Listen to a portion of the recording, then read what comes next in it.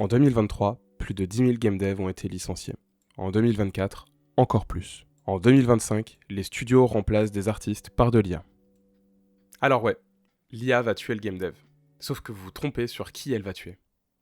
Sur internet, et lorsque je vais donner cours, de plus en plus j'entends que l'IA va complètement nous remplacer. Que d'ici quelques années, et même on peut le voir sur des vidéos, des IA via des prompts peuvent déjà générer des jeux vidéo. Alors à quoi bon apprendre un engine si c'est pour au final être obsolète d'ici quelques années? Et honnêtement, je comprends cette peur. Elle n'est pas irrationnelle. Il se passe actuellement beaucoup de choses dans l'industrie du jeu vidéo. Des gens perdent leur boulot, des studios ferment. Et je pense qu'on se trompe tous de cible, parce que spoiler, oui, l'IA va tuer quelque chose, mais probablement pas ce que vous croyez. Commençons par être honnête.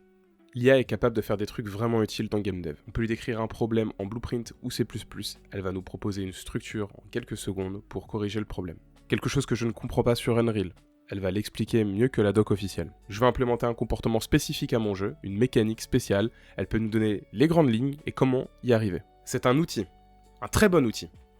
Mieux que Google dans certains cas, plus rapide qu'un forum dans plein de situations. Mais par contre, elle ne va prendre aucune décision créative à votre place.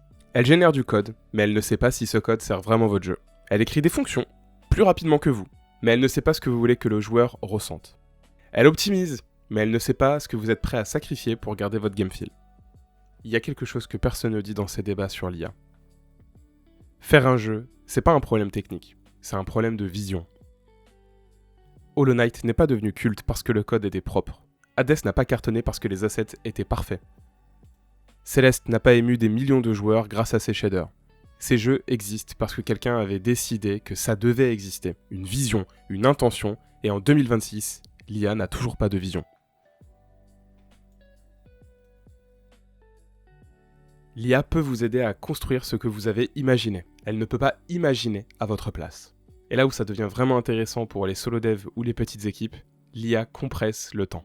Ce qui prenait une semaine peut en prendre 2 jours. Ce qui bloquait pendant des heures peut se débloquer en quelques minutes. Pour un studio de 200 personnes, ça veut dire besoin moins de gens. Pour un dev solo, ça veut dire vous êtes plus puissant qu'avant. L'IA ne tue pas le game dev solo, elle le rend plus viable. Alors qui devrait vraiment s'inquiéter? Honnêtement, d'après moi, les postes spécialisés dans les gros studios, surtout sur des tâches répétitives. Les gens qui produisent des assets à la chaîne, certains postes de QA automatisables, certaines équipes de level design procédural. Pas parce que ces gens sont mauvais, bien au contraire, mais parce que les studios AAA cherchent souvent à faire pareil ou plus avec moins de moyens, et l'IA leur donne les outils pour le justifier. Depuis 2023, tous ces licenciements ne sont pas dus à l'IA. Post-Covid, les jeux sont devenus très chers à produire, les taux d'intérêt ont augmenté, l'IA est arrivée de plus en plus dans tout ça, dans un environnement un peu chaotique, et certains studios vont s'en servir pour accélérer la compression des équipes. Mais si vous apprenez à créer, si vous avez une vision, si vous êtes en solo ou une petite équipe, l'IA n'est pas votre ennemi, elle est votre allié.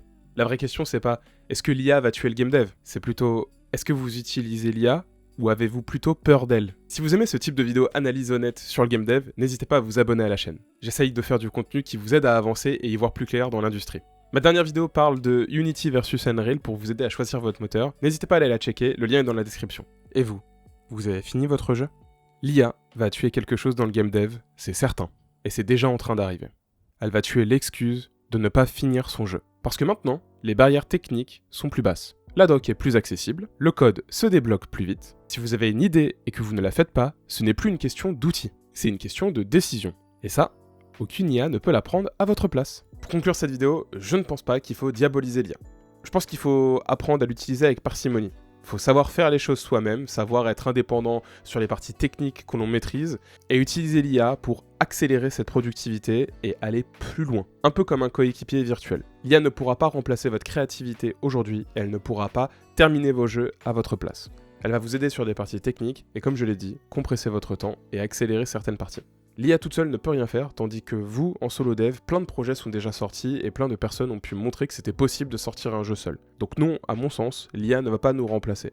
Par contre, c'est vrai qu'il faut savoir l'utiliser pour ne pas être en retard plus tard. Car je pense que dans plus en plus de fiches de poste, l'utilisation de l'IA va être fortement recommandée pour accélérer les temps de production. Dites-moi en commentaire si vous utilisez l'IA dans votre workflow de game dev, et si oui, pourquoi? J'ai envie de savoir comment vous l'utilisez et ce que vous en faites vraiment avec. Si la vidéo vous a plu, n'hésitez pas à la liker, ça m'aide vraiment pour continuer. Et je vous dis à samedi pour le devlog. Ciao tout le monde.